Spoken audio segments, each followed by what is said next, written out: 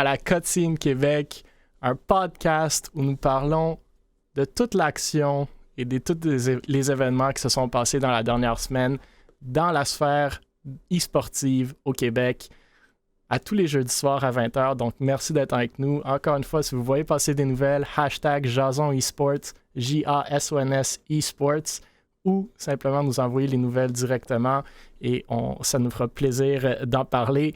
On les voit pas toutes passer, mais on fait de notre mieux. Encore une fois, interagissez dans le chat. On va essayer de prendre vos commentaires, prendre vos questions. À chaque semaine, on prend une des questions qui est demandée dans le chat. On la reposte sur les socials de Able Esports. Et la personne qui aura demandé la question se méritera 24 canettes de Gourou Énergie de la saveur de leur choix livrées chez eux. Et pour ceux qui veulent y répondre sur les socials, justement, on veut vous entendre, on veut faire jaser du e-sport, de notre scène et la faire grandir ensemble. Donc, sans plus tarder, encore une fois, merci d'être avec nous. Nous sommes encore heureux cette semaine d'avoir Stars Fox, fondateur de Able Esports et directeur ou responsable du développement des affaires et de l'administration chez l'Académie eSport Canada. Saspin dans le beurre, fondateur et organisateur du Grand LAN, donc le Grand LAN Drummond et maintenant le Grand LAN Montréal/Laval. Et Lee, organisateur du LAN La Console qui console, les deux événements qu'on va parler dans quelques instants. Et bien sûr, moi-même, Mille, cofondateur de Able Esports. Donc, on allait commencer avec la console qui console, mais on veut juste parler rapidement du LAN ETS qui viennent d'annoncer qu'ils ouvrent plus de billets pour leur LAN. Donc, pour ceux qui ne sont pas au courant, mais ça serait surprenant rendu là, le LAN ETS, donc un LAN québécois qui se donne à chaque année, ou presque, ont ouvert la vente des billets, ont vendu 500 billets en 15 minutes il y a quelques semaines. Le monde était déçu, il n'y avait pas assez de billets. Ils réouvrent la vente des billets le 31 mars à 18h. Donc, pour ceux qui n'ont pas eu la chance d'en acheter, c'est votre chance. 65 $ le billet, si je ne me trompe pas. Et l'événement se déroule du 13 au 15 mai. Donc, voici, c'est votre chance. Soyez rapide parce que j'ose croire que, justement, ça va aller assez rapidement. Mais bon, ça, c'était juste pour souligner ce fait-là. Et on va justement passer au LAN avec lequel on était supposé commencer, et c'est la console qui console. Donc, la console qui console, et on a lu ici un des organisateurs du LAN, justement, donc je vais le laisser parler de l'événement, mais juste pour introduire, la console qui console dévoile sa liste de tournois. Donc, nous avons parlé du LAN, la console qui console, dans notre podcast précédent. La 8e édition de l'événement se tiendra le 9 et 10 avril prochain au Centre des Foires à Sherbrooke. Le prix des billets tourne entre 65 et 80 $ environ. Ça se dit un LAN un peu différent des autres, dans le sens qu'il y a beaucoup d'emphase sur les causes charitables. À savoir ici, si je ne me trompe pas, on amasse des fonds pour, entre autres, Lucan Estrie. Bref, ils ont annoncé leur liste de tournois. On le voit à l'écran. League of Legends, Warzone, Halo, Rainbow Six, Rocket League, Super Smash. Lee, je vais un peu te laisser la parole. Ouais. Parle-nous un peu plus de l'événement, ainsi que votre choix de jeu. Peut-être, il reste-tu des billets? Y a-t-il des prize pools? Je crois qu'un des tournois de Warzone, justement, était commandité par la Banque nationale. Donc, j'ai un prize pool de 500 $. Mais je te laisse la parole de parler un peu de ton événement. Ouais, ben, pour ceux qui ne connaissent pas la console, dans le fond, on est à notre 8e édition. Ça fait environ 10 ans qu'on gère des LAN. C'est une petite organisation qui a été partie au cégep de Sherbrooke par un professeur en travail social avec ses élèves. Puis le but était de essayer d'aller chercher justement des dons pour des organisations comme le camp. Donc, pourquoi le nom La Console qui console? Ben, la console qui console. Puis en ce moment, on est rendu à notre 8e édition. Qu'est-ce qui diffère de la console au LAN, on va dire, format standard, c'est que nous, on a toujours une section LAN et on a toujours une section activité, dans le fond, que ce soit des nerfs, le lancer de la hache, des VR, des auto-téléguidés, un escapadrium. À chaque année, on change d'activité. Avant la pandémie, on est en 2019, on avait même eu l'association de lutte du Québec qui était venue avec une arène, puis il y avait un show de lutte, dans le fond. Fait qu'on veut vraiment aussi avoir le côté LAN qui est plus on va dire, plus hardcore pour les gamers, puis on a toujours un côté plus geek, plus pour les enfants, les parents, etc. Puis cette année, la formule ne change pas. On a des beaux partenaires, on a des tournois, comme que tu l'as mentionné, Mill, de Warzone qui est commandité par la BNC, justement. On a un tournoi de Halo Infinite que nous-mêmes, qu'on est fan des Halo parce qu'on est des vieux gamers. Donc, on a un commandite aussi pour ça, d'un cash price total de 2500. On a le bon vieux League of Legends qui revient à chaque année parce que c'est League of Legends puis je ne pourrais jamais m'en débarrasser. Et bon, les classiques Rocket League, Rainbow Six, puis c'est ça. Donc, pas de Valorant, Non. pas d'Apex, pas de Fortnite. Personne fait Fortnite cette année? On a essayé Fortnite dans le passé, puis comment dire, c'était pas les résultats que je m'attendais. C'est ça, exact. Il y a beaucoup de gens qui disent qu'ils vont venir, mais finalement, ils viennent pas. Fait c'est ça. Puis on a choisi Warzone au lieu de Apex pour cette année parce qu'on avait justement la BNC Commander, dans le fond, de son organisation de tournoi eSport Québec qui voulait dans le fond faire un tournoi de Warzone, puis lui il avait déjà un backing de la BNC, fait qu'on s'est associé à lui pour dire bon ben on va faire un tournoi de Warzone et la BNC va pouvoir se présenter à la console, fait que ça c'était vraiment cool aussi. Puis sinon du côté plus public on a le bon vieux tournoi de Super Smash, on l'a depuis le début. Toujours le fun. C'est ça, on va toujours l'avoir. On va broadcaster la finale sur le stage aussi. Généralement, bon, il y a toujours plusieurs catégories là, de joueurs de Super Smash. Tu as toujours les casuals. Puis je me rappelle, il y a une année, il y a un des gars qui était comme vraiment très bon. Puis je pense que c'est ça, il est allé genre all for nothing. Fait qu'il est juste pas perdu. Fait que c'est toujours le fun de voir les deux côtés. Là. Je dirais que versus, admettons, le LAN-TS ou le DreamHack, nos tournois, ça va de casual à hardcore dépendamment du tournoi. Là. En autant qu'on a des équipes qui ont été formées sur le fly, ou en autant qu'on a des équipes qui ont une organisation, qui sont déjà pratiquées, etc. Fait que ça fait de la bonne pratique pour tout le monde qui veulent justement participer. Puis bon, aussi, il y a un incentive toujours en cash prize pour le LAN. Ouais. Ouais, c'est cool de voir des LAN que ça fait, quoi, comme tu as dit, la 8e, ou comme on a mentionné, la 8e édition, avec ça fait quand même longtemps. Puis là, si on enlève les 2 années de COVID, ça fait 10 ans que vous avez commencé ça. C'est très, très cool. Le LAN ETS à sa 20e édition. Donc, c'est le fun de voir comment ça s'est développé. Puis on va parler du LAN, justement, de Saspin dans un instant, où est-ce qu'on en voit des nouveaux aussi qui sont tout aussi impressionnants puis tout aussi le fun. Donc, c'est vraiment le fun de voir grandir la scène. Je sais pas si tu l'as mentionné, peut-être j'ai manqué. Reste-tu des billets? Peux-tu y aller en visiteur? Y a-tu des streams? Dans le fond, on a une zone streamer, fait qu'on a des streamers qu'on a invités pour venir animer le LAN, venir streamer. On a la section publique justement. La section publique, bon, ça peut pas être sold out. Le LAN, oui, il nous reste environ 100 à 200 places là. Donc vous pouvez juste aller sur le site de la console.com. Combien en total? 300? Dans le fond, on a 400 places assises, mais je peux scale up jusqu'à 600 là. Okay. Puis on a comme Doomsday Plan de comme 1000 quelques places là. Mais le Doomsday Plan, ça va être la journée où que je vais faire OK. Fuck. Mais c'est ça, fait que on a dans le fond, on a des billets pour le LAN casual, fait que casual, les gens qui veulent pas participer au tournoi, qui veulent juste être là pour gamer avec les amis, leurs amis. On a le LAN Plus tournoi, fait que qui veulent participer au tournoi. Puis je dirais, tu sais, c'est environ ça commence le samedi à 10h, puis ça finit le dimanche à 16h. Puis généralement, les tournois arrêtent durant la nuit. Puis il y a des choses assez cool qui se passent durant la nuit. Là. Genre, je dévoilerai pas trop, mais on a toujours des activités où on a des serveurs aussi qu'on host des serveurs de jeux. On est partenaire avec les bûcherons aussi, fait qu'eux hostent des serveurs de jeux. Je vois souvent des très très vieux jeux ressortir de la mort durant ces heures-là du matin. Puis c'est assez cool à voir.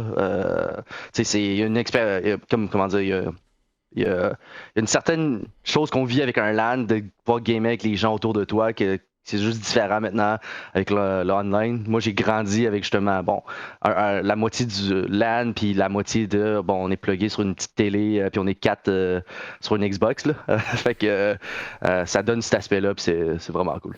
On est plus vieux, les 4 ici ce soir. C'est super cool. Moi, j'aime vraiment. J'aime encore une fois le fait que ça fait tellement longtemps que ça existe, mais j'aime aussi le fait que vous essayez de redonner un peu avec Lucan Estrie et tout. Ça fait différent, puis c'est le fun de le voir. Donc, j'espère que ça va être un succès, mais ça a l'air que vous avez déjà vendu pas mal de billets, fait que c'est cool. Ouais. Puis on a des gros partenaires cette année aussi, fait que ça c'est vraiment cool.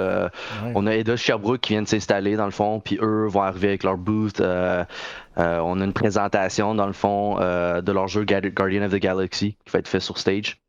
Puis on a un partenariat avec un de nos partenaires qui s'appelle Printemps Numérique. Dans le fond, eux vont amener un dôme.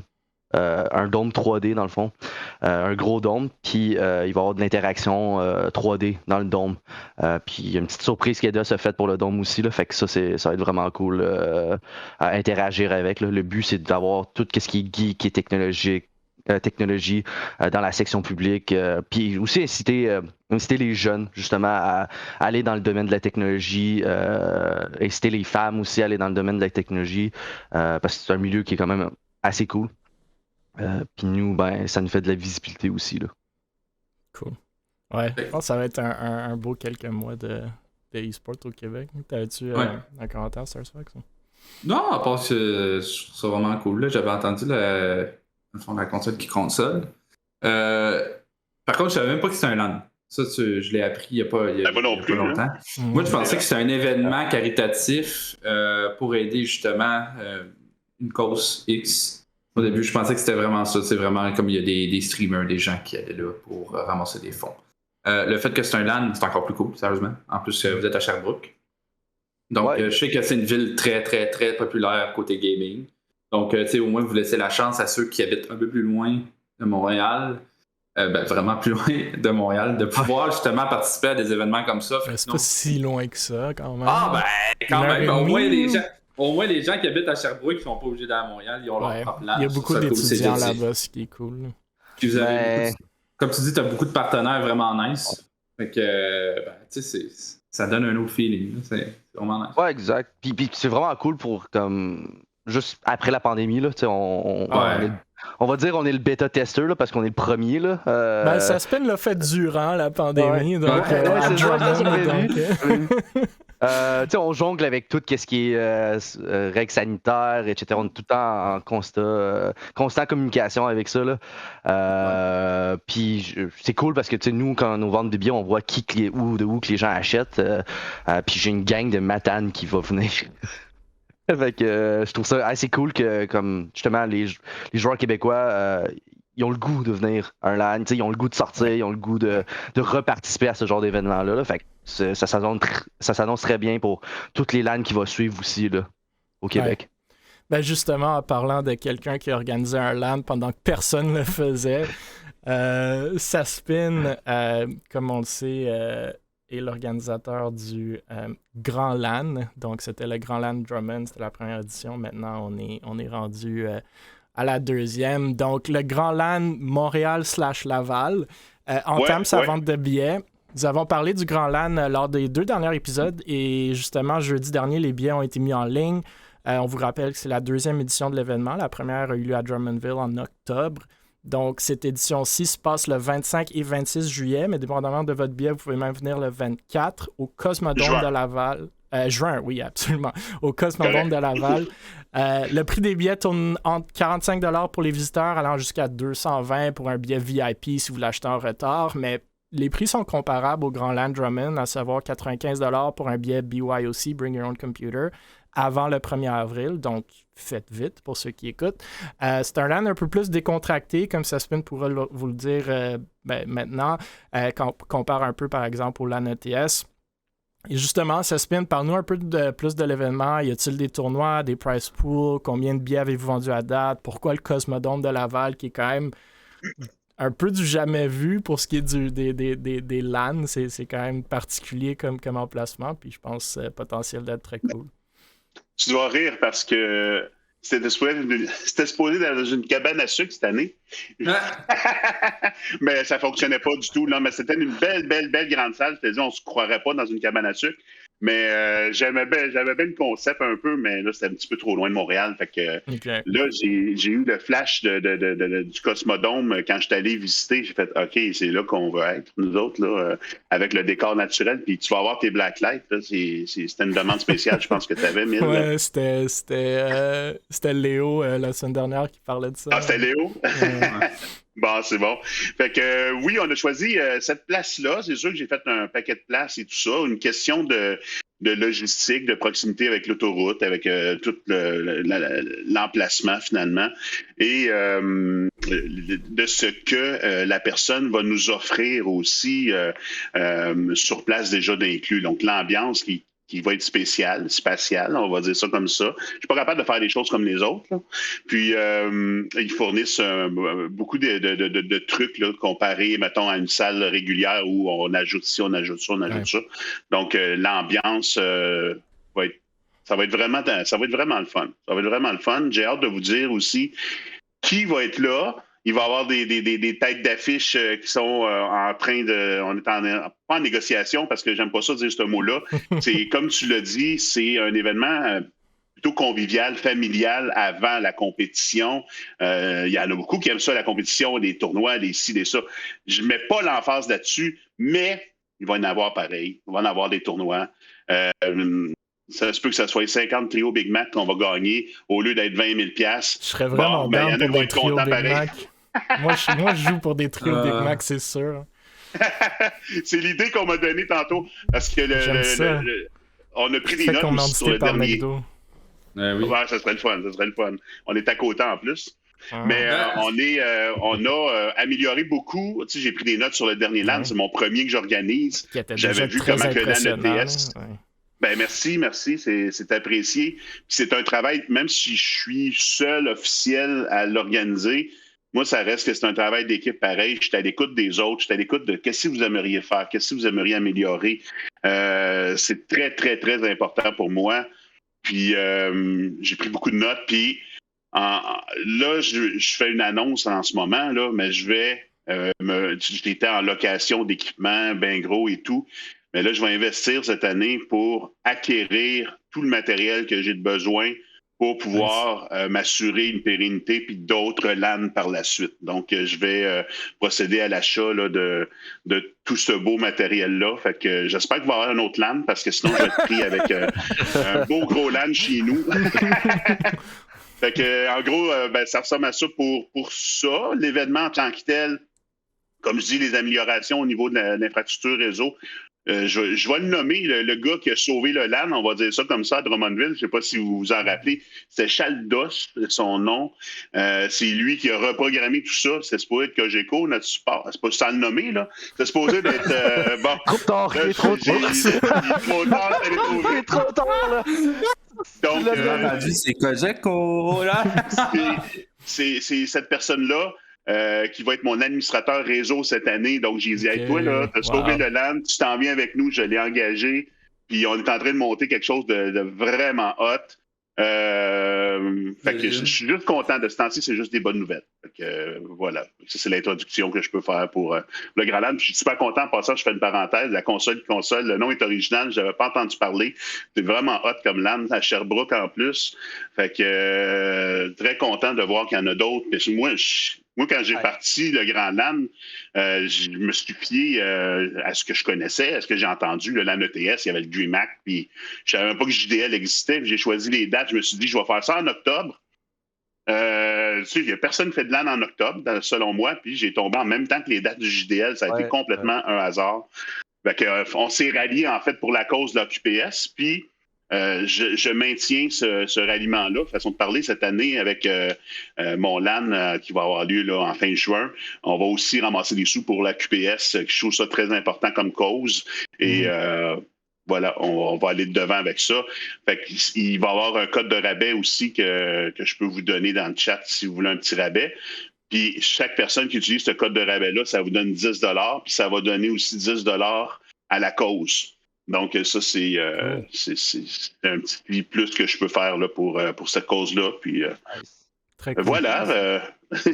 Grâce à toi, tu pourras mettre ça dans ton prochaine recherche d'emploi. Save your land, get a job. Ouais, c'est ça. Exactement.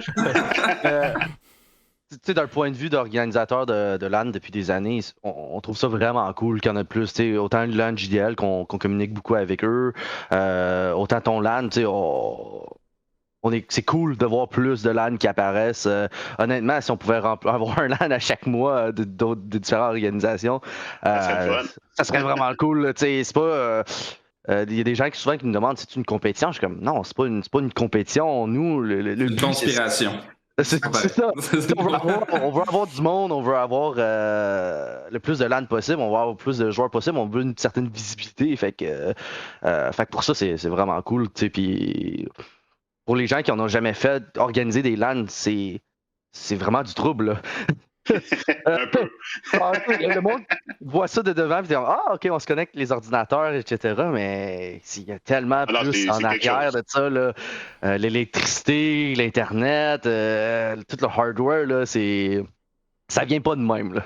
Ouais. C'est important de léguer aussi aux bonnes personnes. C'est ça que j'avais appris avec les années, avec les entreprises. L'électricité, c'est un électricien qui va venir te voir. Il va venir voir l'installation. Est-ce qu'on peut faire ça? Parfait, c'est beau. Le réseau, c'est un administrateur réseau. C'est quelqu'un, tu sais. C'est important de se griller des bonnes cartes, si on peut dire, puis de pas... en tout cas, j'ai appris beaucoup au dernier LAN, mais je savais un peu où je m'en allais quand même. Je pense que pour moi, ça a été réussi en général, selon les commentaires que j'ai vus et tout. Absolument. Puis là, je vais mettre...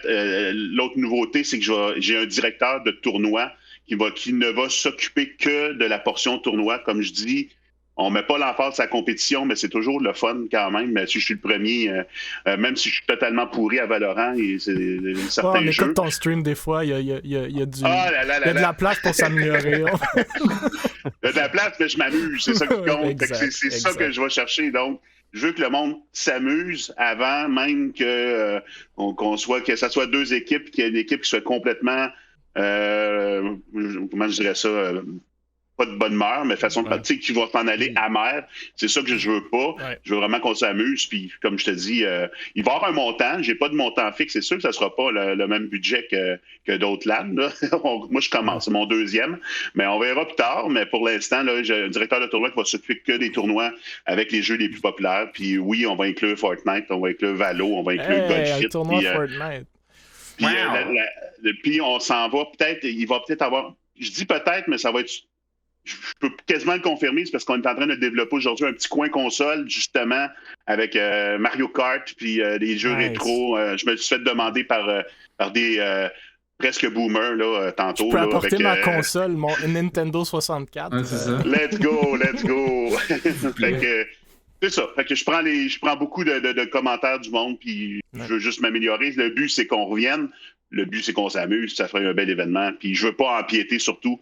C'est comme le JDL, je le regrette encore, mais les autres, ils ont tellement une belle approche, on a tellement eu une belle chimie ensemble. Non, c'est pas grave. Ils s'excusaient quasiment de ne pas me l'avoir dit que j'étais dans les mêmes dates qu'eux autres. J'étais comme, voyons, non, ça marche pas, là. Fait que, ils sont tellement hot, ils sont tellement fins. Fait que c'est une belle communauté. Une belle communauté. Vous autres aussi, Able. Puis j'avais 3 grands groupes là, qui sont venus nous voir. Puis c'est vraiment le fun. J'ai vraiment hâte au prochain. C'est bien parce qu'on dirait vraiment des forains, genre. Tu sais, ils ont leur territoire, ils ont leur... mais ils sont tous amis. C'est des beaux messages envoyés à la communauté. De un, moi, ce que je tiens à ce que le monde retienne, c'est pour s'amuser.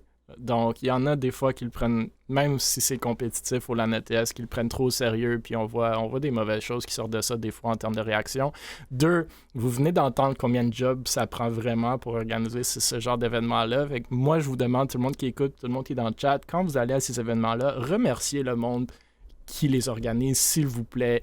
Ils font... C'est loin d'être des gens qui se font beaucoup d'argent. D'habitude, ils en perdent pas mal sur ces événements-là. Donc, remerciez-les de faire grandir notre communauté puis d'organiser des événements vraiment le fun. Alors, c'est des événements, moi, ça fait 20 ans que je fais des LAN. Oui, je suis boomer, mais puis je me rappelle encore de mon premier LAN il y a 20 ans. Puis vous allez vous en rappeler du LAN Drummond, de la console qui console, du LAN ETS. Fait que, profitez-en puis essayez... En d'autres mots, essayez d'être gentil, puis essayez d'aider. Si vous pouvez aider, justement, comme n'hésitez pas de contacter ce monde-là, d'être bénévole ou juste d'aider comme vous pouvez. Je pense que le plus d'événements qu'on a comme ça, justement, vous venez de l'entendre, oui, un peu de compétition peut-être, mais vraiment, tout le monde travaille ensemble pour faire grandir la scène. Puis c'est ça qu'il faut. Puis honnêtement, si on listait toutes les LAN qui s'en viennent dans les 3, 4, 5, 6 prochains mois, là, il va vraiment avoir un bel été pour ceux qui ont le budget d'y aller à tous ces événements-là. Donc, très, très cool. Lee, Saspin, d'organiser ça. Moi aussi, j'ai très hâte à ces événements-là. Puis tout le monde dans le chat aime ta casquette. Je sais pas c'est quoi, combien de fois par semaine il faut que tu changes la batterie, mais c'est très cool. Tous les 2 jours, je pense. C'est pas une longue batterie, mais bon... sur Amazon, elle n'est pas chère. Il n'y a pas un plug USB, genre, où tu fais juste la plugger dans ton ordi. Elle est en dessous, là. Il y a une entrée USB. Je me programme le cerveau, puis ça apparaît selon ce que je pense. Quand il réfléchit trop, la calotte allume en feu, là. Genre. Le mix sort un peu, là. C'est écrit danger. Ouais, c'est ça. Yes. Merci en tout cas d'en parler. Oui, nous, ça nous a fait plaisir d'aller au Grand LAN Drummond. Pour de vrai, d'aider un peu, justement. C'était la première fois que le monde... Pour beaucoup, c'était le premier LAN où il allait. Puis pour d'autres, c'est la première fois qu'on se voyait en 2 ans. Fait qu'on a bien hâte la console qui console, le Grand LAN qui revient, LAN ETS. Ça va être cool. Ouais. Yes. Ouais. Je vais mettre un petit rappel si vous voulez, dans votre chat.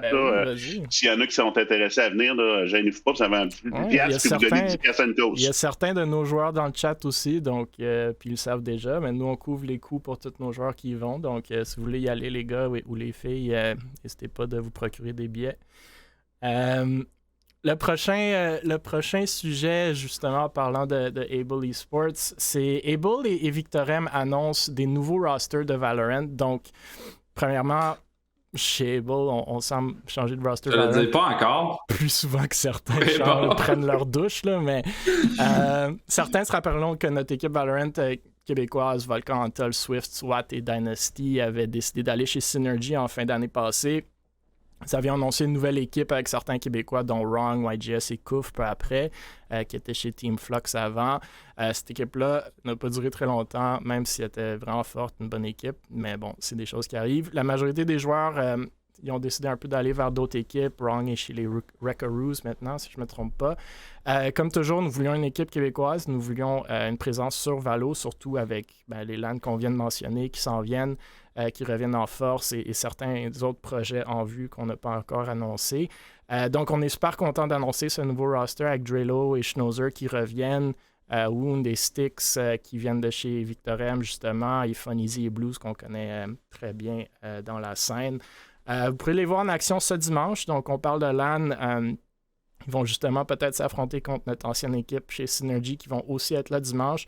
Esports Central, ce dimanche, Able Esports organise un tournoi de Valorant, donc les 8, entre guillemets, meilleures équipes ou les 40 meilleurs joueurs, ou dans les 40 meilleurs joueurs de Valorant québécois vont être là. Ce dimanche, ça commence à 11h, ça va finir vers 20h, 21h, donc si vous êtes au centre-ville de Montréal ou ça vous tente de vous déplacer, ça va être casté en direct, bien entendu, sur Twitch. Ça va être, vous pouvez venir en personne, ça va être sur les télés, il y a un bar, des drinks, de la bouffe, des prix à gagner, vous pouvez même jouer à des jeux vous aussi. Donc on invite tout le monde, prenez le c'est gratuit pour rentrer pour les visiteurs, donc venez nous voir, venez dire allô, ça serait vraiment cool de voir tout le monde. On va faire tirer plein de prix dans le Twitch aussi, donc comme à l'habitude, des caisses de gourou après chaque match, il y aura comme 9 ou 10 matchs, donc 9 ou 10 chances de gagner des caisses gourou. 9 ou 10 souris MSI avec notre nouveau partenariat MSI Canada. Donc, encore une fois, soyez présents dans le Twitch. L'autre nouvelle, je vais un peu bundler toutes les nouvelles Valorant roster, mais Victorem annonce aujourd'hui qu'ils se séparent de leur roster Valorant. Donc, vous l'aurez compris, Wound qui était chez eux, maintenant chez nous. Aussi, il y avait Page, Tuskry, Tizen et Headshotter. C'est quelques joueurs québécois. Donc, c'est dommage. Ils viennent de gagner hier soir la Ligue de Victoris, une entité de nos amis chez Amuka. Mais moi, je me fais dire par Nova qu'ils ont déjà un roster en tête pour les remplacer. Donc, c'est très cool. Dans d'autres nouvelles, ils ont annoncé plus tôt cette semaine un roster féminin de Valorant. Donc, vous les voyez, les joueurs à l'écran. Donc, Ashi, Ketaris, Ali, Apis Papis, Chica Chica, puis 3 Down. Tous les noms. Je pense pas que ce soit des joueurs québécois, mais je crois que c'est un roster d'un niveau assez élevé. Je pense Immortal. Puis justement, il y avait, je pense, Alex dans le chat tantôt que ça se peut qu'elle s'essaye dans ce roster-là aussi, qui va aussi être là dimanche à notre tournoi. On sait que Valorant, c'est une communauté féminine assez prononcée, donc surtout avec le circuit des Game Changers. Donc, c'était des roster moves que je tenais à souligner et le fait qu'on a encore une fois notre LAN ce dimanche. Je ne sais pas, messieurs, si vous avez des commentaires sur le fait d'avoir un tournoi à Valorant en LAN, le fait d'avoir une équipe féminine dans des organisations qu'on voit de plus en plus souvent, puis on va même en parler dans notre dernier sujet. Mais on peut commencer à passer relativement vite les annonces aussi, vu qu'il y en a pas mal et vers la fin, il y a un peu plus de drama qu'au début. Oh yeah!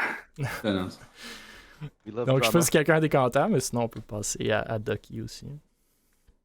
Ouais, c'est super cool. Les équipes féminines, honnêtement, depuis qu'on fait des LAN, je suis des équipes très masculines. Depuis les dernières années, on voit beaucoup mix. Mais ça apporte une autre ambiance aussi là, au jeu. J'ai comme moins l'impression que des équipes féminines vont se lever dans un LAN pour gueuler de quoi contre l'autre équipe. Mais je serais ravi de voir plus de joueuses, justement, dans le monde du e-sport, surtout en compétitif. Ça va être cool pour tout le monde. Puis j'aimerais bien voir, c'est ça, des équipes de gars qui sont massacrés par des équipes de femmes. Là. Non, je trouve ça cool. Je trouve ça vraiment cool. Je vois aussi que le Valorant prend de plus en plus de popularité. Là. Fait que on va y réfléchir pour l'année prochaine. Comme tournoi. Peut-être tu peux tasser le League puis mettre Valorant, tu sais, ça vient de Riot pareil. Là. Ouais. Fait que je suis comme il y a certains die-hard de League qui vont pas être contents. Faire un petit switcheroo de jeu de Riot. Why not? Mais non, moi aussi, j'aime le fait des rosters féminins. Je vais pas trop m'attarder là-dessus parce que ça va être un de nos derniers sujets de la soirée. Mais c'est cool de voir une organisation québécoise se lancer un peu plus là-dedans. C'est le fun de voir. Puis en plus, Victorem qui a une fondatrice féminine, donc c'est vraiment cool tout ce qu'ils font. Le quatrième sujet, donc Ducky Esports. On connaît bien Ducky Esports. C'est une organisation québécoise, bien entendu, qui se joint à la Com Interstructure, donc la CIS. Ducky Esports, dont le fondateur Moutmout avait passé sur notre podcast il y a quelques épisodes, ont posté une vidéo le lundi que vous voyez à l'écran en tandem avec une dizaine d'organisations françaises de sport électronique, comme quoi qu'ils rejoignaient tous la CIS. Il n'y a pas beaucoup d'informations, pour être honnête. Athènes Esports, un des membres, ont clarifié que les objectifs de la CIS sont d'améliorer et fixer des campagnes de communication, se réunir, être impactants ensemble pour le e-sport en général. Le slogan semble être « Union, amitié et respect 2022 ensemble. Travaillons main dans la main pour construire l'e-sport de demain. » Sur un fond de musique de Star Wars, bien entendu, rien de moins. Il y a des orgs dans ce bassin-là qui ont 500 followers. Il y en a qui ont 10 000 sur Twitter. Donc, cool de voir quand même une diversité des organisations. Moutmout m'a envoyé le post de Ryan Nizer, le owner de Be Hard Esports, une organisation française qui fait partie de ce groupe-là. Donc, le CIS serait selon lui un projet de Nizer créé en 2020 avec le but de réunir plusieurs structures francophones afin de s'entraider et de mener diverses campagnes de communication. Il mentionne des SPA et des journées X comme exemple d'événements. C'est un projet qui s'est remis en route depuis janvier 2022. Je pense pas qu'on peut être en désaccord avec le message général. Entraidons-nous pour remonter le e-sports. Un rising tide raises all boats, comme on dit en français. On ne voit pas assez souvent, selon moi, au Québec, cette entraide-là. Puis Saspin et Lee, vous venez d'en parler. Entre les événements, je pense que ça se passe. Entre les organisations, les équipes, peut-être un peu moins. Et on a même vu certains commentaires négatifs sur le post à Ducky qui ont annoncé ça. Donc, c'est un peu surprenant. Ben, peut-être pas surprenant, mais malheureux. J'ai toujours pas une grosse idée concrètement ce que ça veut dire, ce CIS-là, puis ce qu'ils vont faire. Dans le fond, juste s'entendre, j'imagine, pour repost sur chacun des socials de chaque organisation pour donner plus de visibilité aux événements. Je pense que c'est bien, surtout si on commence à parler de pooler encore plus des ressources ensemble au-delà de juste la communication. Je comprends pas non plus tant l'intérêt de Ducky Esports, la seule organisation québécoise dans ce groupe-là, de s'intégrer dans le projet, mais écoute, c'est des événements virtuels francophones, I guess que ça fait quand même du sens. Je pense que tous les streamers québécois le voient. Il y a du viewership de la France qui se met dans ces streams-là. Donc, bref, j'ai hâte de voir. Je ne sais pas si vous avez des réactions, des commentaires sur ce projet-là, ou plus généralement, l'entraide entre le Québec et la France en termes de e-sport. Y a-tu du potentiel là-dedans, selon vous? Je ne sais pas qui veut se lancer. Y a-t-il quelqu'un qui veut y aller avant moi ou... Ben vas-y, toi t'avais des viewers français, si je me trompe pas, dans le temps, quand t'étais streamer. Là. Ouais, ben c'est sûr que quand tu stream à genre 3h du matin, t'en as des masses. Ouais. Non, c'est sûr qu'on n'a pas le même... Les Français ont beaucoup de difficultés à nous comprendre. C'est ça le petit problème. Ils ont beaucoup de la misère avec le québécois, mais bon, il n'y a pas de vraiment barrière de langue de ce côté-là, je pense qu'on se comprend tous. Est-ce qu'il y a une connexion qui se fait entre les deux? Oui, donc Ducky rentre dans le moule des organisations francophones. Puis même que je suis content pour eux autres que justement ce groupe de gens-là ont comme quand même pensé à eux autres en termes d'organisation pour leur groupe. La seule chose, c'est comme tu dis, on n'a pas tant d'informations plus que ça. C'est quoi qu'est-ce que ça va apporter? Est-ce qu'on s'attend que ça va avoir un impact au Québec si on parle vraiment pour Ducky? À voir. J'ai hâte de voir la suite. En fait, on devra voir la suite pour savoir vraiment ce qui se passe. Mais pour l'instant, c'est blanc. Ouais, je pense que c'est une belle idée de projet. Là. Tout revient à l'exécution après. Mais je vois pas pourquoi le monde mettrait des commentaires négatifs là-dedans. Mais bon, c'est un peu la vie sur Internet, là, puis j'imagine que Lee et Saspin le voient aussi en étant des organisateurs d'événements, même si 99% du monde sont contents, c'est toujours les commentaires négatifs que tu entends le plus fort. Là. C'est dommage. Faut rester concentré. Ouais, exact. Il faut un peu avoid the noise, ignore the noise, puis se focusser. Donc, c'est cool pour Ducky. J'espère que ça va faire quelque chose de bien pour eux. Le prochain sujet qu'on peut aussi passer relativement rapidement, mais que je tenais à souligner, c'est Alpha One et Unexpected Victory qui lancent leurs magasins respectifs de merch ou de vêtements. Nous avons déjà parlé de Alpha One une couple de fois sur notre podcast. À la base, une organisation avec des fondateurs québécois, même si pas certain combien de joueurs québécois l'ont en réalité, mais je pense qu'ils auront d'ailleurs une bonne équipe de Rocket League au LAN ETS, est-ce que j'entends? Bref, c'est une orgue que j'apprécie la croissance et l'effort personnellement qu'ils mettent depuis la dernière année que je les connais. Je les connaissais pas de temps avant, mais le graphisme est vraiment clean, il y a un look professionnel, maintenant avec un magasin de vêtements virtuels. Donc, c'est un magasin qui a un peu le même modèle que la plupart des magasins qu'on voit en e-sport. Ils sont avec Arma, nous on est avec Skulls chez Able, il y a Sector 6, Gummy, tout le monde connaît ces compagnies-là, puis à la limite Chickware, qui était une compagnie québécoise qui faisait ça avant.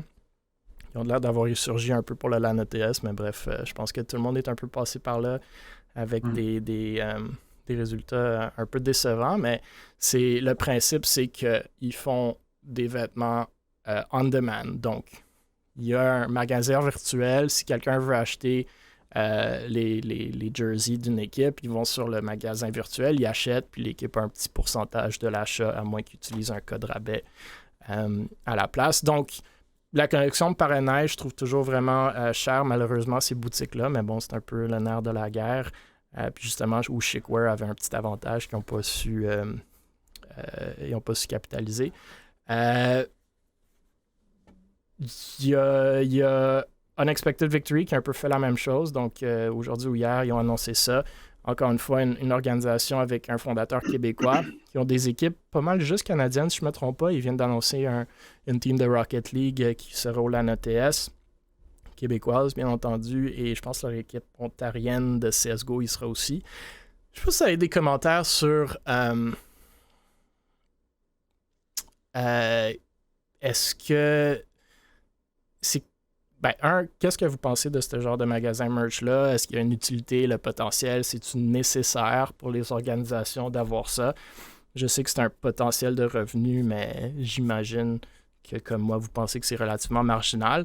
Bref, je vois pas trop de downside, I guess. Il n'y a pas grand coût rattaché à ça, mais qu'est-ce que vous en pensez? C'est des modèles d'affaires qui font du sens, mais est-ce que c'est nécessaire? Est-ce qu'il y a du potentiel? Rapidement. C'est une bonne question. En tout cas, si tu le demandes à moi, je suis sur leur site, je me promène. Bon, les prix, moi, j'essaie de voir pour mes besoins à moi, pour un nouveau style de chandail qui va faire plus e-sportif que le simple logo en haut à gauche là, que j'avais pris l'année passée. Là. Fait que là, je regarde le site, mais ouais, c'est un peu cher, mais c'est peut-être ça que ça vaut. Je connais pas ça, là, mais... c'est plus des sites que je te dirais... Moi, c'est plus des sites où est-ce que c'est cool pour des équipes parce que ça coûte pas mal rien ou une couple de centaines de piastres pour mettre le site. Puis après, tu as un petit pourcentage sur les ventes, genre un 10 à 20% gros max sur les ventes. Mais toi, tu n'as pas besoin d'acheter en bulk, right? Toi, dans ton cas, peut-être que tu veux justement en avoir en bulk à ton événement. Donc, personnellement, j'irais pas dans cette direction-là. Puis il y en a qui font du printing de jersey, de t-shirts en bulk. Mais ça, c'est juste, il faut que tu défrais l'argent pour les acheter. Puis après, c'est toi qui les revends. Right? On a déjà utilisé une solution justement de dropshipping. L'affaire, qu'est-ce qu'on préfère pas, nous autres, à la console, de ça, c'est que les prix des t-shirts et des cotons à thé, ils augmentent de fois 1000. C'est pas... comment dire... J'aime ça que les gens portent notre merch, j'aime ça qu'ils soient là, mais je veux pas que quelqu'un paye 45$ pour un t-shirt. Fait que surtout avec le dropshipping, en plus de ça, le shipping. Fait que nous, généralement, à la console, on fait de la merch plus en bulk qu'on vend à l'événement, puis qu'on donne une partie de notre profit à l'ECAL, mais je peux voir d'un point de vue d'une organisation e-sport compétitif d'avoir ça. Tout le monde là, t'es comme, on va dire, t'es pas considéré comme sérieux, on va dire, si t'as pas ton jersey avec ton branding, peu importe quelle équipe que t'es, là. Fait que, ouais, je pense pas qu'ils vont faire beaucoup d'argent avec ça, là, mais... c'est une source de revenus. Puis si les gens veulent porter la couleur des équipes pour les encourager, why not? Ouais. Je suis d'accord. Moi, je pense comme toi, Lee. Je pense que c'est quasi nécessaire dans le sens que si t'as pas ça, t'es comme pas pris pseudo au sérieux. C'est aussi cool de donner l'opportunité, même si je suis d'accord avec toi que ça coûte beaucoup trop cher, de donner l'opportunité à quelques gens qui veulent les porter ou même à tes joueurs si c'est pas toi qui les payes. Mais tu sais, nous, si je prends par exemple, je pense tout inclus, ça va être genre 100$ pour un jersey avec tout ton shipping puis tout. C'est dérisoire, là. C'est comme... Même pour les Canadiens de Montréal, j'ai de la misère à payer ça. Puis un jersey pour une organisation e-sportive qui n'est pas de la qualité d'un jersey des Canadiens de Montréal. Donc, c'est cool comme annonce. Pas mal tout le monde les a, mais c'est quand même le fun quand tu vas au LAN, justement, de voir les différentes équipes dans leurs couleurs. Ça crée un peu de fanbase, un peu de compétitif entre les équipes. Yep. Exact. Le prochain sujet, c'est la FQSE, donc la Fédération québécoise de sport électronique. Il y a des nouveautés dans le conseil d'administration de la FQSE. Donc, Je pense Lee t'en parlait avant. François-Léonin Savard, qui est dans les e-sports québécois depuis assez longtemps, a annoncé cette semaine qu'il ne sera plus sur le conseil d'administration de la FQSE. C'est un des derniers fondateurs, sinon le dernier, qui était encore dans le conseil d'administration. Il y aura l'Assemblée générale le dimanche 10 avril à 13h. La FQSE, ça fait 5 ans que ça existe, si je ne me trompe pas. Le CA actuel, c'est Louis-David Lalancette-Renault, qui est président, Dimitri Contagianos, qui est vice-président, Michael Dodignon, qui est trésorier, Benjamin Denis, secrétaire, puis Patrick Pigeon, qui est administrateur. Les deux derniers dossiers que François closait chez la FQSE, c'était l'exclusion des joueurs québécois ou du Québec des compétitions et de la demande de reconnaissance comme fédération sportive auprès du gouvernement qui sera déposée après l'Assemblée générale, si je ne me trompe pas. Ça peut bien entendu débloquer des budgets pour la scène e-sportive, ce qui pourrait être très cool. Léonin va rester dans l'écosystème du sport électronique, comme il dit dans sa vidéo, bien entendu. La FQSE, c'est une organisation à but non lucratif, donc au BNL, fondée en 2016. La mission de la FQSE, c'est d'assurer une synergie entre ses membres et ses partenaires afin de favoriser le développement et l'épanouissement de l'athlète, tout en faisant la promotion de la pratique saine, inclusive et responsable du sport électronique au Québec. Il met l'emphase sur le fait que la fédération, c'est ses membres. C'était gratuit au début, justement, pour faire partie de la FQSE. Il y avait beaucoup de membres, mais pas vraiment de ressources, comme vous pouvez l'imaginer. À l'unanimité, éventuellement, ils ont décidé de mettre un coup d'adhésion et bien entendu, ils ont perdu beaucoup de leurs membres, mais ça leur a donné des ressources et ils se sont beaucoup tournés vers le scolaire. Donc, c'est un peu eux qui sont main dans la main avec la LSSE, la LCSE, qui sont les ligues collégiales et secondaires e-sportives au Québec. Ils offrent aussi des formations, des accréditations, code de sécurité, représentation auprès du gouvernement. Ils veulent, dans le fond, faire monter le professionnalisme et les ressources investies dans le milieu. Ils mentionnent qu'il y a 34 des 43 cégeps au Québec qui ont des programmes e-sports, ce qui est quand même cool. Donc, bref, la nouvelle, c'est que la FQSE se cherche probablement un nouvel administrateur et peut-être d'autres fonctions. Donc, c'est voté démocratiquement par les membres de la fédération lors de l'Assemblée générale. Si vous voulez postuler, il faut être membre pour postuler au CA et résident canadien sans dossier judiciaire. Je pense qu'il mentionne c'est à peu près genre une rencontre de 2 heures par mois, puis après le temps que vous les mettez selon les disponibilités et les compétences. Date limite 1er avril. Coût d'adhésion, 90$ par année. Puis c'est l'annonce que je fais pour la FQSE. Je pense qu'ils essaient de faire des belles affaires. Selon moi, ils sont pas assez présents comme on the ground dans le e-sport, si vous voulez. Ça fait quelques années que je pars dans les e-sports, mais on voit pas leur présence. Ils travaillent un peu behind the scenes. Puis on n'entend pas beaucoup parler d'eux et de leurs projets, du moins de mon point de vue. Fait que je sais pas si vous les connaissez, la FQSE, si vous avez des mots à dire là-dessus ou sur François lui-même, ou même qu'est-ce que vous pensez de justement les opérations de cette fédération-là. Moi, j'ai fait affaire avec eux.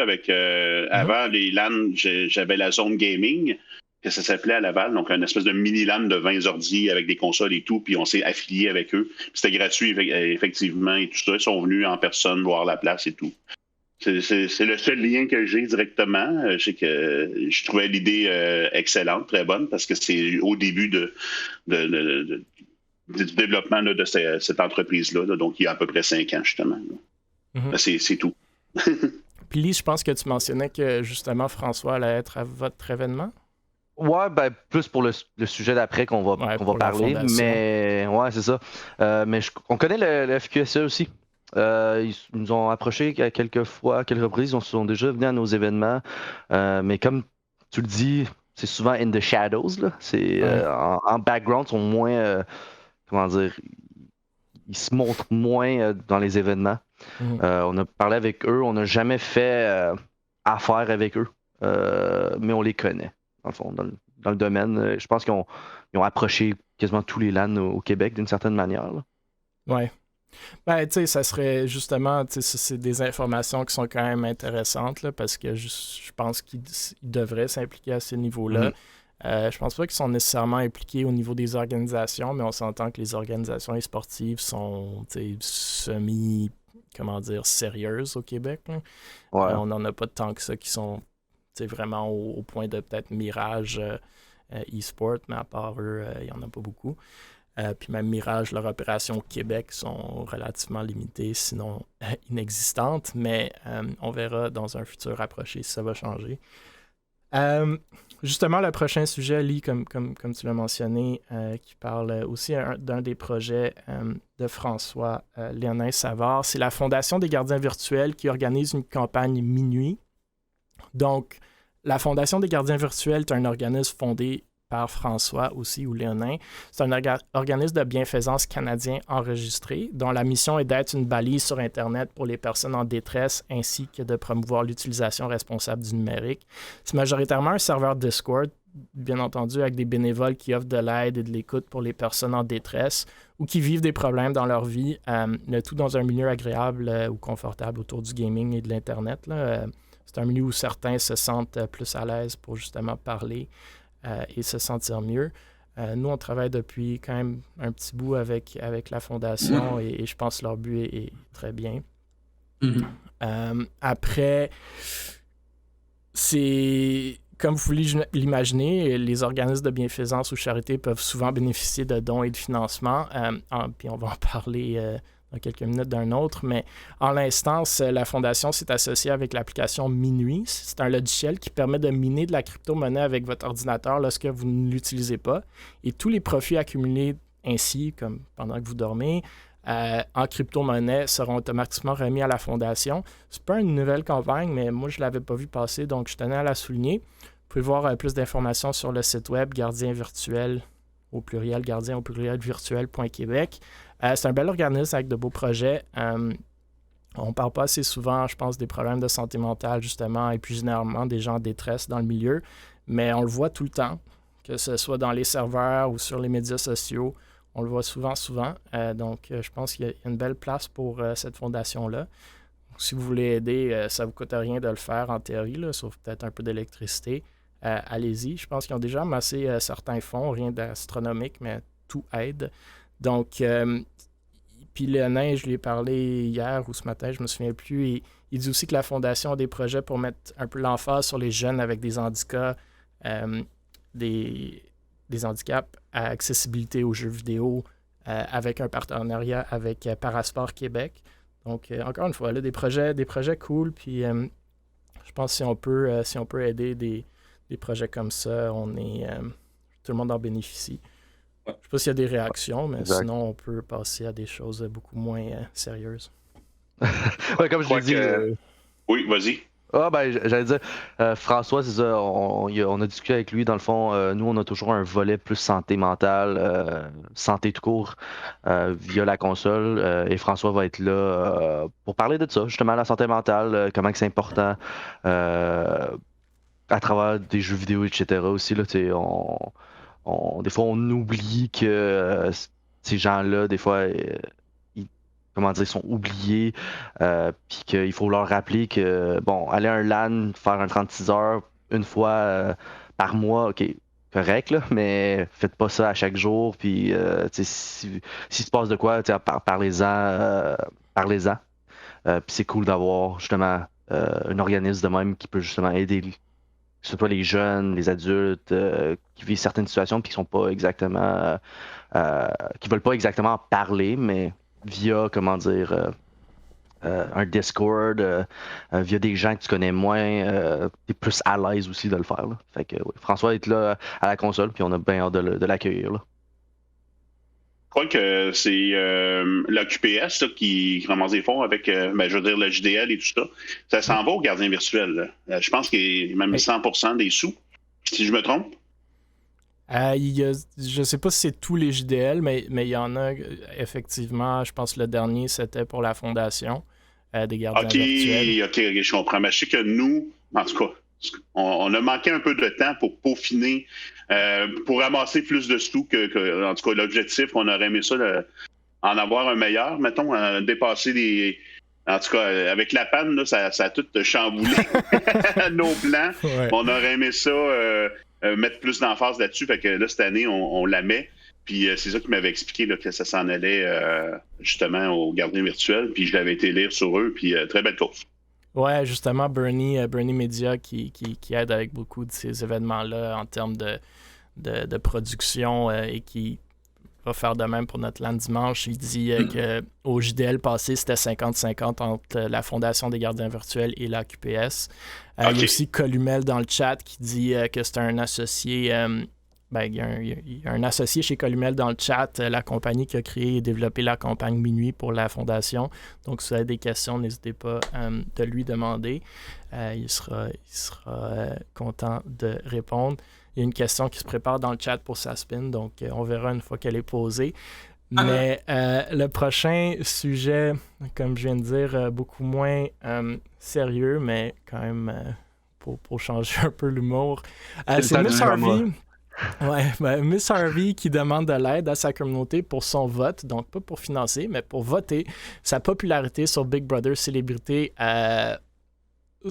Donc, un ton beaucoup moins sérieux, comme je viens de dire. Vous vous rappelez que nous avons parlé de Stéphanie Miss Harvey lors de notre tout premier podcast il y a 12 semaines, lorsqu'elle annonçait qu'elle se joignait à l'émission Big Brother Célébrité.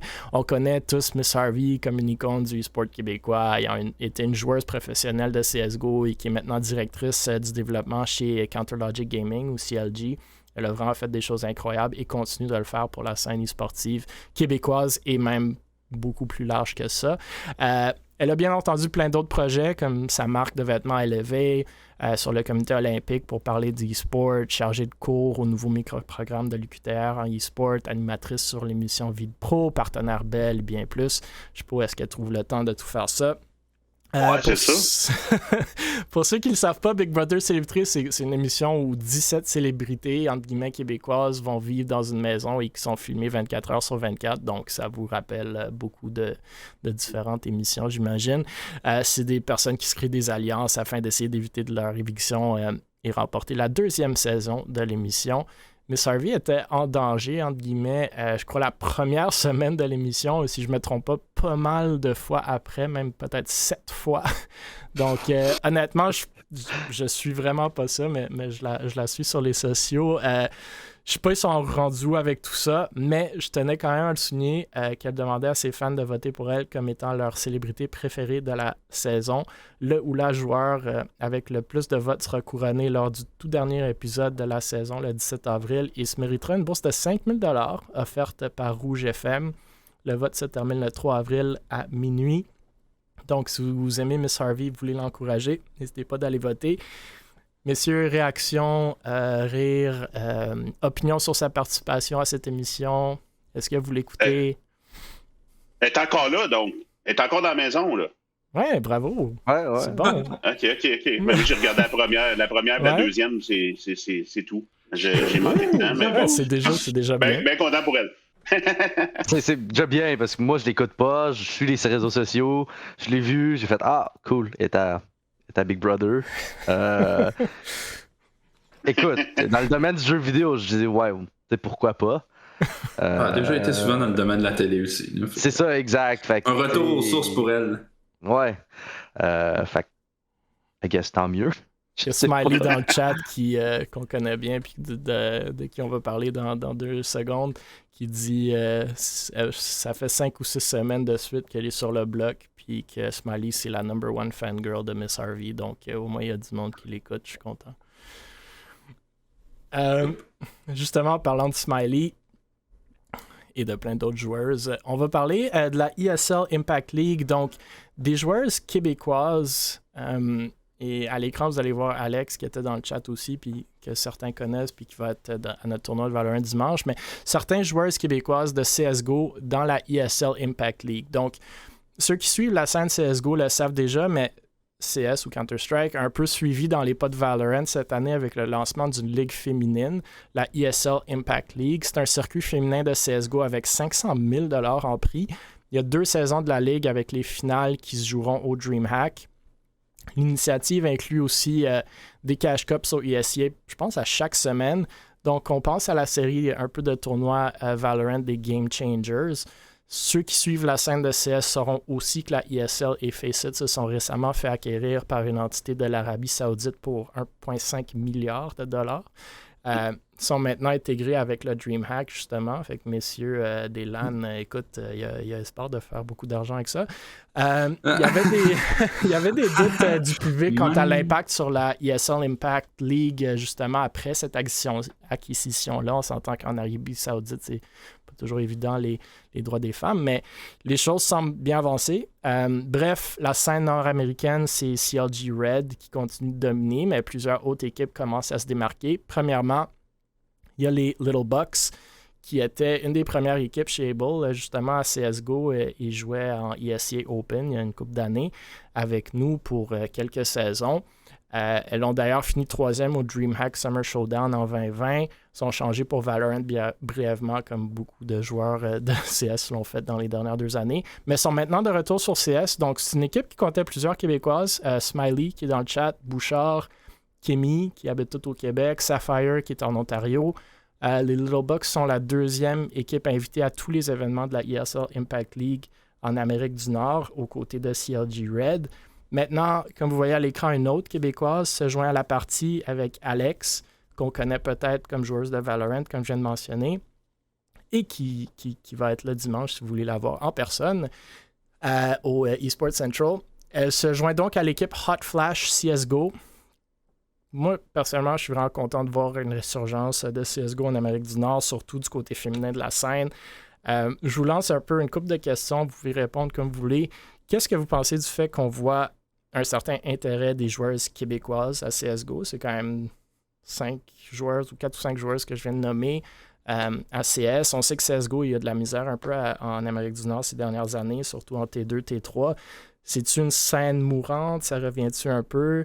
Vos 2 LAN, j'imagine qu'il n'y a pas de tournoi CS, même s'il y en a un au LAN ETS. Qu'est-ce que vous pensez du move de ESL, d'investir dans un circuit féminin comme la ESL Impact League? Moi, je suis un grand fan de CSGO. Là. Je joue à CSGO depuis toujours. Je suis sur HL TV, puis j'ai toutes mes... je fais toutes mes pools de CS. Puis honnêtement, je trouve ça vraiment cool pour... Dans le temps, au cégep de Sherbrooke, je hostais des tournois de CSGO. Puis je pense pourquoi on a dérivé de ça, c'est que ça prend énormément de ressources hostées du CSGO. En LAN, ça prend un admin à temps plein. Mais fait que moi, du côté d'ISL, je trouve ça vraiment cool qu'ils amènent justement une autre ligue. C'est sûr que moi, je vais être là pour le regarder. Je regarde tous les DreamHack, je regarde toutes les IEM, toutes les justement, ESL. Les Little Bucks vont jouer dans 30 minutes dans les ESL Impact League. Ouais, c'est sûr, là, ça serait cool de voir une ligue féminin justement c'est sûr que là ils ont fait le split, mais ce serait cool de voir une ligue féminin justement être capable d'aller join les gros joueurs de ESL en NA là. Bon, on n'a pas vraiment de beaucoup de talent NA au CSGO là. Oui, il y a Team Liquid, mais bon, c'est Team Liquid. Ils sont revenus avec des OG récemment là. Moi, je suis un gars de Navi, là, fait que Navi est imprimé dans mon cœur.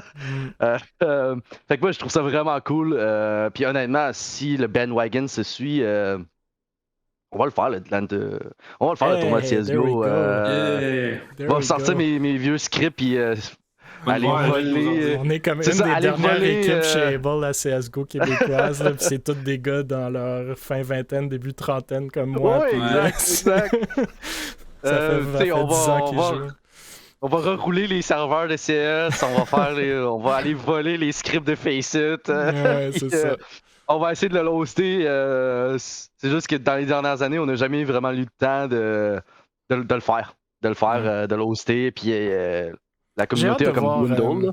J'ai hâte de voir au LAN ETS ça va être quoi. Je sais que notre équipe va être là, le Vexo, l'équipe de Vexo va être là.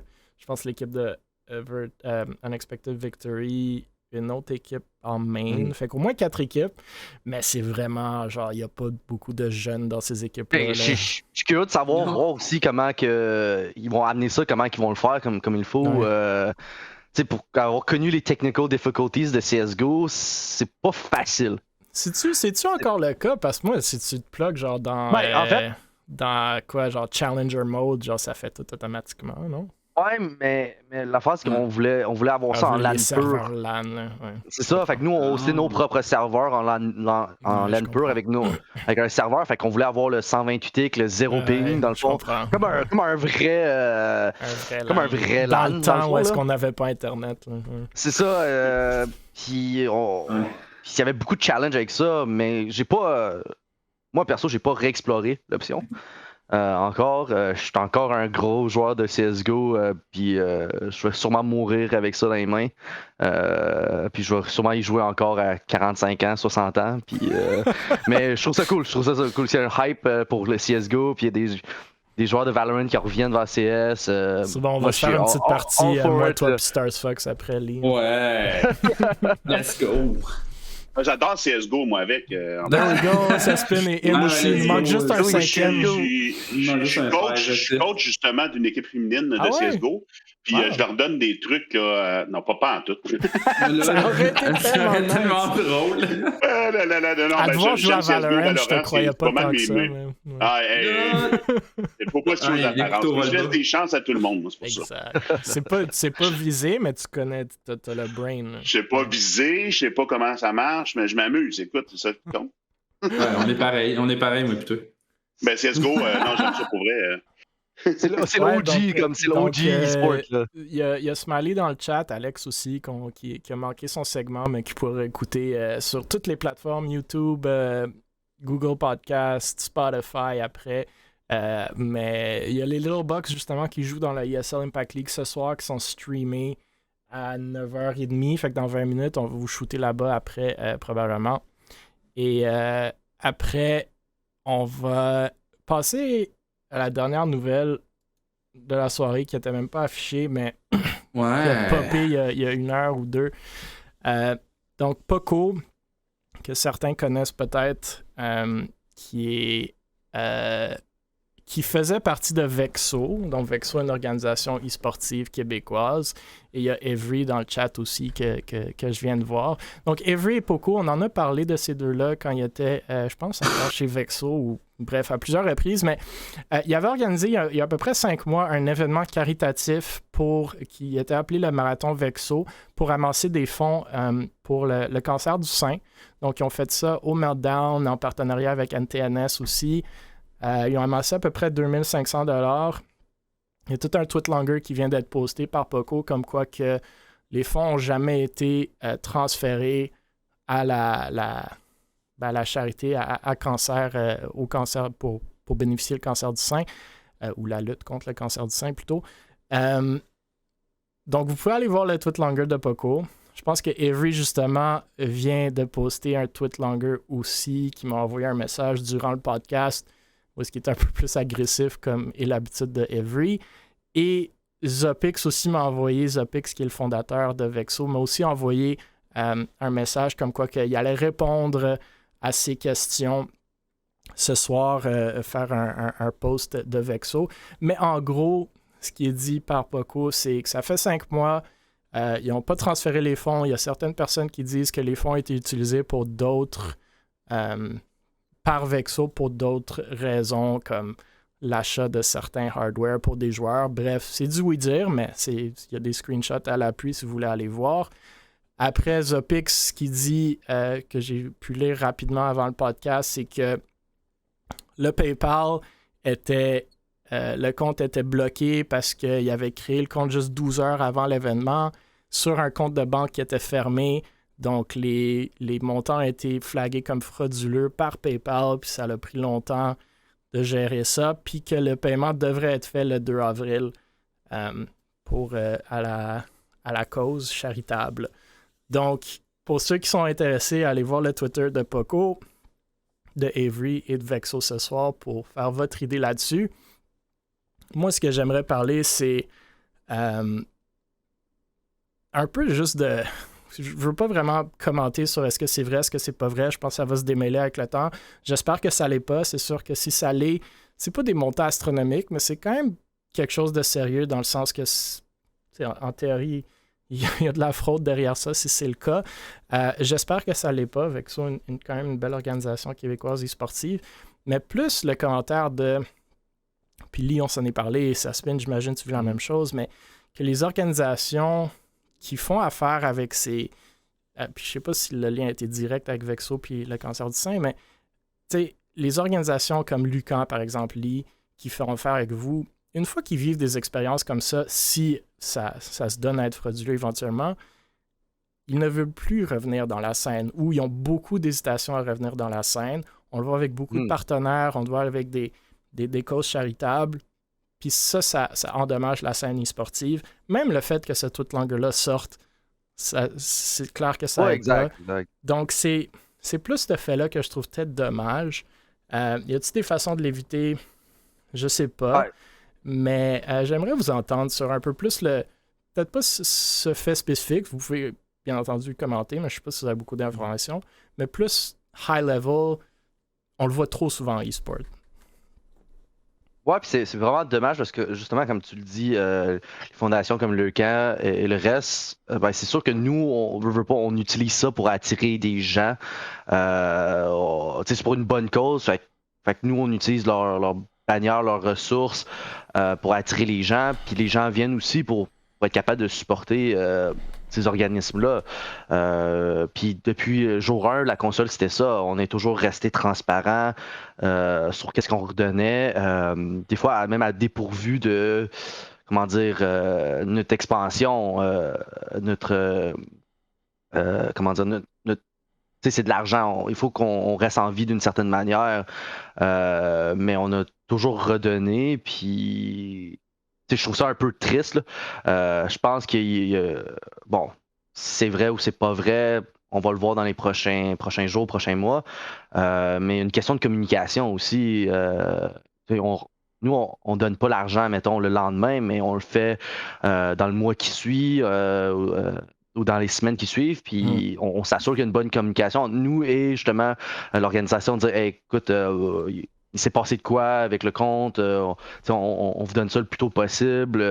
Il y a souvent une communication aussi là, avec l'organisation pour. Ouais. Il y a justement ces commentaires-là qui sont dans le chat en ce moment. Là. Il y a Avery qui dit qu'il y avait une communication directe. On s'entend que le post est de Poco. J'ai pas entendu qu'il y ait des plaintes de la fondation. Après, c'est peut-être juste une question d'inexpérience. Ils ont montré un PayPal. Ils ne savaient pas comment ça marchait. Ça a été frozen parce qu'ils ont reçu trop de fonds trop rapidement ou ils l'ont pas bien monté. Il y a Bernie dans le chat qui dit que c'est plus facile de juste directement virer les fonds ou les donations si c'est un stream caritatif vers la fondation. C'est Able, on est en train de travailler sur quelque chose avec Centraide, un partenariat, puis c'est sûrement ça qu'on va faire. Mais toi, tu l'as dit, Lee, vous recevez les fonds, je pense que c'est vous qui les virez par après. S'il y a une communication, s'il y a communication qui existe, après tout ça, c'est peut-être juste, comme je dis, c'est peut-être juste du drama Twitter, puis dans le fond, en arrière-plan, comme la fondation était bien correcte, il y avait de la communication, personne ne se plaignait. C'est peut-être ça aussi. Mais je trouve dommage toute la situation que ça ressorte dans des tweet-longers. Il y a 3 tweet-longers ce soir sur ce sujet-là. C'est juste comme « Do we really need this? » qui part de la base d'un événement qui était vraiment cool. C'était pas l'événement le plus incroyable en termes de tech, genre comment ça a été fait. Il y avait des problèmes techniques puis tout, mais bon, même Saspin va te le dire, ça arrive tout le temps. Mais après, ils ont quand même levé 2000 CAC pour une bonne cause, ce qui est incroyable pour la scène e-sportive, ce qui est incroyable pour les patients du cancer du sang, pour la recherche en cancer. Puis après, il y a plein de négatifs qui sortent de ça. C'est peut-être juste de l'inexpérience, je sais pas, mais c'est désolant un peu. Là. J'espère que ça va se régler. Je sais pas si ça se fait une station, vous avez des commentaires. Non, j'ai 2 choses. Le premier, c'est PayPal. J'ai fait une collecte de fonds avec ma gang là, qui est pour les sans-abri. Puis PayPal offre une option pour ça, là, pour justement être particulier, professionnel. Puis tu as aussi bienfaisance. Ils gardent 1% de frais. Fait que, ça, je me demandais là, comment ils arrivaient à avoir une si grosse différence, mais en même temps, je ne connais pas tout le dossier là, pour ça. Mais moi, ça a très bien été. Puis, si je peux appuyer, mettons, la cause de l'AQPS qu'on a faite l'année passée, moi, je tenais quand même à l'en faire, à déléguer le plus possible, comme on a dit aussi, l'électricien qui s'occupe de l'électricité, etc. Le réseau, ça prend un admin réseau. Mais pour ce qui est de la cause, Moi, je voulais un lien direct, monde que je voulais pas recevoir les sous, puis compter, puis renvoyer. Je voulais pas m'occuper de ça. Fait qu'ils nous ont donné un lien direct, puis ça a très bien été. Après ça, c'est sûr que ce serait le fun, comme Avery dit dans le chat, c'est le fun d'avoir une espèce de compteur qui, grâce à nous, combien qu'on a récolté, juste notre portion à nous. Je pense qu'il y a une plateforme qui fait ça, qui est québécoise, mais là, je me souviens plus du nom. Je sais pas si tu retrouves, envoie-nous-le. Mais non, je vais essayer de le retrouver, mais c'est comme un lien entre les deux. Tu sais, on aime moins ça quand il y a des liens, mais c'est quelque chose de québécois qui sont vraiment pour... Voyons, c'est fait... en gros, ça va vraiment mettre un compteur dans ton stream. Ça va envoyer des sous directement à la cause tout de suite. Fait que je ne sais pas c'est quoi le nom. Il y a peut-être quelqu'un dans le chat qui le sait, là, mais c'était très bien. Ils se sont présentés à mon LAN au dernier à Drummond. Ils sont venus nous voir. Ils sont venus ils sont allés expliquer aux streamers comment configurer tout ça. J'ai cru comprendre que c'est la première année d'exploitation, mais très crédible, une belle équipe et tout ça. Fait que si je retrouve le nom, je te le dirai. S'il vous plaît, envoie-nous-le. Nous, de 1, c'est cool comme technologie, mais de 2, ça fait toujours plaisir de travailler justement avec des Québécois. Là. Ouais. Puis toujours pour des belles causes. Absolument. Ouais, il faut pas l'oublier, ouais. C'est ça. Ouais. C'est vraiment important. Ça c'est aussi, ça. Bernie l'a eu dans le chat. Funky. Bernie connaît tout. Bernie connaît tout. On est tellement content de l'avoir dans l'équipe et de Sports comme partenaire. Si vous avez des besoins de production, allez voir Bernie Media, s'il vous plaît. #ad. Let's go. Ouais. Mais Bernie va être sur place dimanche aussi, donc venez lui dire allô et venez lui dire merci. J'ai des contacts. Ouais, c'est ça. Écoutez, avez-vous d'autres réactions sur ce sujet? Avez-vous des sujets à porter ou des shout-outs ou des réponses à des questions que vous avez vues passer? Sinon, je peux vous lancer une dernière question. Allez hop. Vas-y. Il y a Styx qui demande, je ne sais pas si vous pouvez répondre ou pas, si vous connaissez dans la scène, mais quelle organisation québécoise a le plus de chances d'avoir de l'impact sur la scène internationale? Et peut-être je vous relancerai la question si vous ne connaissez pas bien les organisations, mais je pense que la réponse évidente serait Mirage, qui sont déjà sur la scène internationale.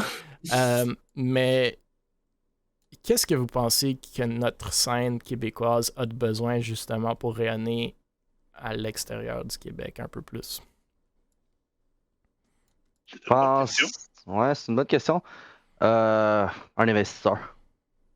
Un gros investisseur qui va vouloir pousser. Moi, j'ai le gros, investisseur. Ouais. Je m'attendais à ça là, le pire. Je pense que c'est un gros investisseur parce que les gens ne voient pas exactement comment ça coûte, tout ça. Ouais. Une organisation e-sport, c'est une chose de le faire des LAN locales, c'est une autre chose de faire des tournois compétitifs à travers le monde. Ouais. Des grosses organisations, comme on parle souvent de NA, Team Liquid, CLG, etc. Ouais. Ils ont un fonds pour ça, pour nourrir les joueurs, pour les entraîner, pour les payer aussi, là. Fait que je pense que ça serait un gros backer quelque part. Puis aussi que les gens québécois encouragent ces équipes-là. D'une certaine manière, on a tendance à aller encourager les autres équipes aînées et non les équipes plus locaux. Des fans de Cloud9.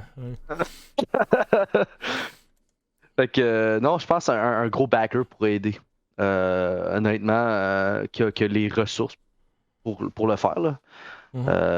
C'est cool aussi de voir justement les associations comme les cégeps, les secondaires, puis on va espérer que les universités vont suivre le pas aussi là, à un moment donné, là.